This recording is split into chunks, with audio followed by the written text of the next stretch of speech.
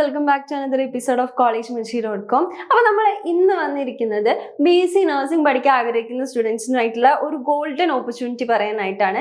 നിങ്ങൾക്ക് ബാംഗ്ലൂർ പോലൊരു സ്ഥലത്ത് BSc നഴ്സിംഗ് എങ്ങനെ കുറഞ്ഞ ഫീസിൽ പഠിക്കാൻ പറ്റും എന്നുള്ളതിൻ്റെ കുറിച്ചുള്ള ഡീറ്റെയിൽ ആയിട്ടുള്ള കാര്യങ്ങൾ നമ്മൾ ഈ വീഡിയോയിൽ ഇൻക്ലൂഡ് ചെയ്യുന്നുണ്ട്. സോ വീഡിയോ മിസ് ചെയ്യാണ്ട് ഫുള്ള് കാണാം.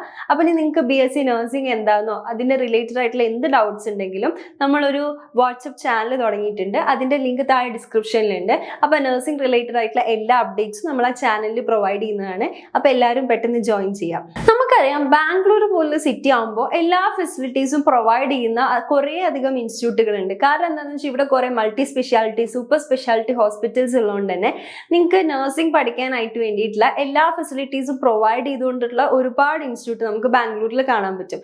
കുറേ അധികം ഇൻസ്റ്റിറ്റ്യൂട്ടുകൾ സ്റ്റുഡൻസിനെ സ്കാം ചെയ്യാനായിട്ട് ഉണ്ടാവും. ആൻഡ് അപ്പോൾ നിങ്ങൾ ഇൻസ്റ്റിറ്റ്യൂട്ട് സെലക്ട് ചെയ്യുമ്പോൾ എപ്പോഴും അത്രയും കെയർഫുൾ ആയിട്ട് സെലക്ട് ചെയ്യാൻ നോക്കുക.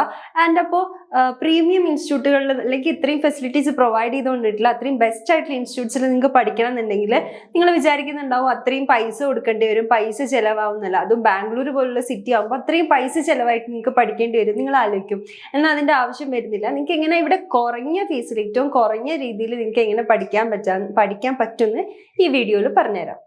അപ്പോൾ കർണാടകയിൽ നമുക്ക് BSc നഴ്സിംഗ് പഠിക്കണം എന്നുണ്ടെങ്കിൽ നമ്മൾ അവരുടെ കോമൺ എൻട്രൻസ് ടെസ്റ്റ് അതായത് KCET ഈ ഒരു എക്സാം പാസ്സായിട്ടുണ്ടാവണം. അല്ലെങ്കിൽ അത് മിനിമം അറ്റൻഡ് ചെയ്തിട്ടുണ്ടെങ്കിൽ മാത്രമാണ് നമുക്ക് കർണാടകയിൽ പോയിട്ട് അഡ്മിഷൻ എടുക്കാൻ പറ്റുള്ളൂ. എന്നാൽ കർണാടകയിലെ എല്ലാ ഇൻസ്റ്റിറ്റ്യൂട്ടിലും പഠിക്കണമെങ്കിൽ ഈ ഒരു KCETന്റെ ആവശ്യം വരുന്നില്ല. കർണാടക ഗവൺമെന്റ് യൂണിവേഴ്സിറ്റി ആയിട്ടുള്ള രാജീവ് ഗാന്ധി യൂണിവേഴ്സിറ്റിയിലും അവരുമായിട്ട് അഫിലിയേറ്റഡ് ആയിട്ട് വരുന്ന മറ്റ് യൂണിവേഴ്സിറ്റീസിലും അല്ലെങ്കിൽ ഇൻസ്റ്റിറ്റ്യൂട്ടിലും പഠിക്കണം എന്നുണ്ടെങ്കിലാണ് നിങ്ങൾക്ക് ഈ ഒരു KCETന്റെ ആവശ്യം വരുന്നുള്ളൂ. അതല്ലാണ്ടെയുള്ള പ്രൈവറ്റ് യൂണിവേഴ്സിറ്റീസ് ഡീംഡ് യൂണിവേഴ്സിറ്റീസിലൊക്കെ പഠിക്കണം എന്നുണ്ടെങ്കിൽ നിങ്ങൾക്ക് KCETന്റെ ആവശ്യം വരുന്നില്ല.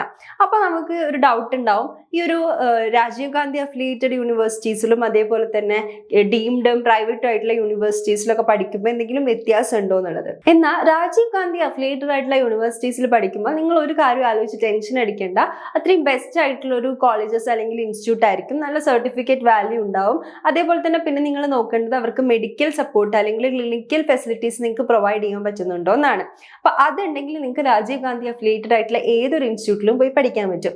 എന്നാൽ ബാക്കിയുള്ള പ്രൈവറ്റ് അല്ലെങ്കിൽ ഡീംഡ് യൂണിവേഴ്സിറ്റീസിൽ നിങ്ങൾ എടുക്കുമ്പോൾ അവർക്ക് സർട്ടിഫിക്കറ്റ് വാല്യൂ ഉണ്ടോ, അതേപോലെ തന്നെ ബ്രാൻഡ് വാല്യൂ, പിന്നെ അവർക്ക് ക്ലിനിക്കൽ സപ്പോർട്ട് അല്ലെങ്കിൽ ക്ലിനിക്കൽ എക്സ്പോഷർ, പ്രാക്ടിക്കൽ നോളജ് കാര്യങ്ങളൊക്കെ ഒരു ഹോസ്പിറ്റൽ ഫെസിലിറ്റി നിങ്ങൾക്ക് പ്രൊവൈഡ് ചെയ്യാൻ പറ്റുന്നുണ്ടോ, അതേപോലെ തന്നെ അവർക്ക് മെഡിക്കൽ കൗൺസിലിന്റെ അപ്രൂവൽ ഉണ്ടോ, അങ്ങനത്തെ കാര്യങ്ങളൊക്കെ നിങ്ങൾ ശ്രദ്ധിച്ചിട്ട് വേണം അഡ്മിഷൻ എടുക്കാനായിട്ട്. അപ്പോൾ നമുക്കറിയാം BSc നഴ്സിംഗ് എന്ന് പറയുന്നത് അത്രയും അധികം പ്രാക്ടിക്കൽ നോളജ് അല്ലെങ്കിൽ ഹോസ്പിറ്റൽ ഫെസിലിറ്റി വേണ്ട ഒരു ഫീൽഡാണ്. നമുക്ക് ക്ലിനിക്കൽ നോളജ് പ്രൊവൈഡ് ചെയ്തുകൊണ്ട് തന്നെ ആ ഒരു യൂണിവേഴ്സിറ്റി നമുക്ക് വേണ്ടിയിട്ടുള്ള എല്ലാ നോളജും പ്രൊവൈഡ് ചെയ്യണം. അപ്പോൾ അങ്ങനെ നോക്കുമ്പോൾ ഏറ്റവും ബെസ്റ്റ് എന്ന് പറയുന്നത് സ്വന്തമായിട്ടൊരു മെഡിക്കൽ കോളേജിലുള്ള ഒരു യൂണിവേഴ്സിറ്റി പോയി പഠിക്കുക എന്നുള്ളതാണ്. എന്നാൽ മെഡിക്കൽ കോളേജസിൽ നമ്മൾ അഡ്മിഷൻ എടുക്കുമ്പോൾ അത്രയും അധികം ഫീസും നമ്മൾ കൊടുക്കേണ്ടി വരും. അപ്പോൾ മെഡിക്കൽ കോളേജസ് ആണ് നിങ്ങളുടെ ലക്ഷ്യം എന്നുണ്ടെങ്കിൽ നിങ്ങൾക്ക് അഡ്മിഷൻ എടുക്കാൻ പറ്റിയിട്ടുള്ള ഏറ്റവും ബെസ്റ്റ് ആയിട്ടുള്ള ഒരു ഓപ്ഷൻ എന്ന് പറയുന്നത് KCET ആണ്.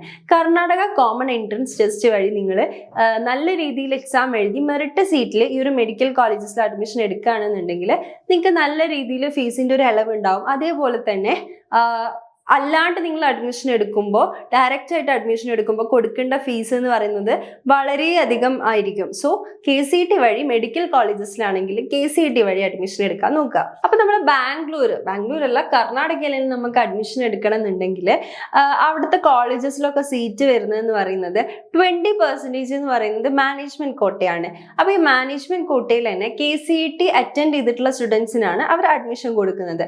ബാക്കി 20% എന്ന് പറയുന്നത് ഫുള്ളി എന്ന് പറയുന്നത് കർണാടക സ്റ്റുഡൻസിനായിട്ട് റിസർവ്ഡ് ആയിരിക്കും. അതിൽ വേറെ ഇപ്പൊ നമുക്ക് കേരളത്തിലാണെങ്കിലും നിന്നാണെങ്കിലും സ്റ്റുഡൻസിന് അവിടെ പോയിട്ട് പഠിക്കാൻ പറ്റില്ല. ഓൺലി ഫോർ കർണാടക സ്റ്റുഡൻസ് ആയിരിക്കും.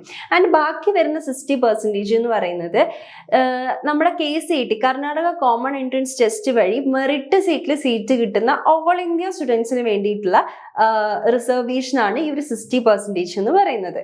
അപ്പൊ നമ്മൾ ഈ ഒരു 60% കയറി കൂടുകയാണെന്നുണ്ടെങ്കിൽ മെറിറ്റ് സീറ്റിൽ നിങ്ങൾക്ക് കിട്ടുകയാണെന്നുണ്ടെങ്കിൽ നിങ്ങൾക്ക് നഴ്സിംഗ് പഠിക്കാനായിട്ട് ഫീസിൽ വളരെ ഭയങ്കരമായിട്ട് ഡിക്രീസിങ് ആയിട്ട് വരും. മാനേജ്മെന്റ് കോട്ടയാണെങ്കിൽ നിങ്ങൾ കുറച്ചുകൂടി ഹയർ ആയിട്ടുള്ള ഒരു ഫീസ് കൊടുക്കേണ്ടി വരും.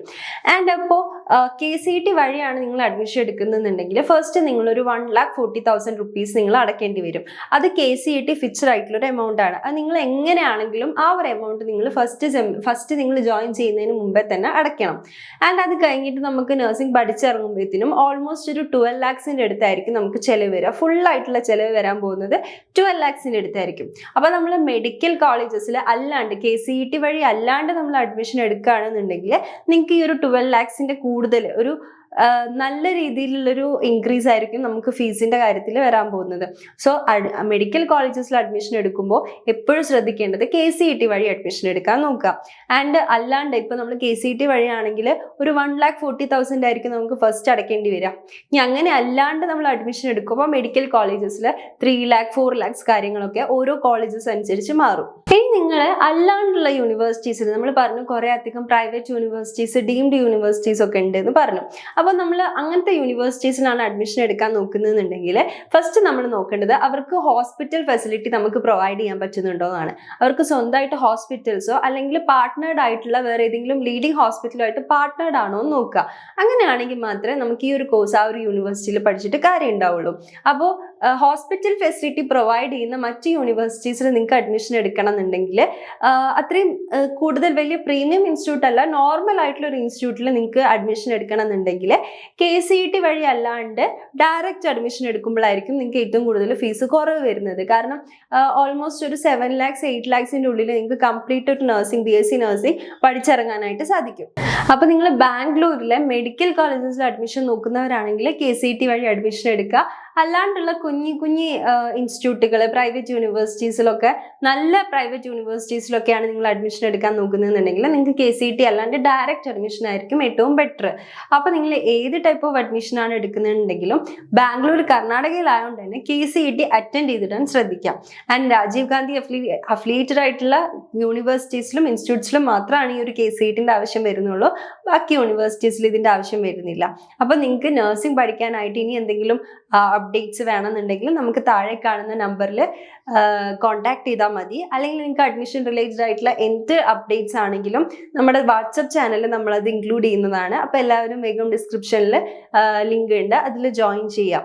അപ്പോൾ നിങ്ങൾ BSc നഴ്സിംഗ് എടുക്കുമ്പോൾ ഈ പറഞ്ഞ കാര്യങ്ങളൊക്കെ ഒന്ന് മൈൻഡിൽ വെച്ചിട്ട് വേണം നിങ്ങൾ ഇൻസ്റ്റിറ്റ്യൂട്ട് ചൂസ് ചെയ്യാനായിട്ട്. അപ്പോൾ ബാംഗ്ലൂരിൽ നമുക്ക് ചെലവ് കുറഞ്ഞിട്ട് എങ്ങനെ BSc നഴ്സിംഗ് എടുക്കാൻ പറ്റുമെന്ന് നിങ്ങൾക്ക് മനസ്സിലായെന്ന് വിചാരിക്കുന്നു. അപ്പോൾ ഇനി കൂടുതൽ നിങ്ങൾക്ക് ക്വയറീസ് ഉണ്ടെങ്കിൽ താഴെ കാണുന്ന നമ്പറിൽ കോൺടാക്ട് ചെയ്താൽ ഞങ്ങൾ ഫ്രീ കരിയർ ഗൈഡൻസ് പ്രൊവൈഡ് ചെയ്യും.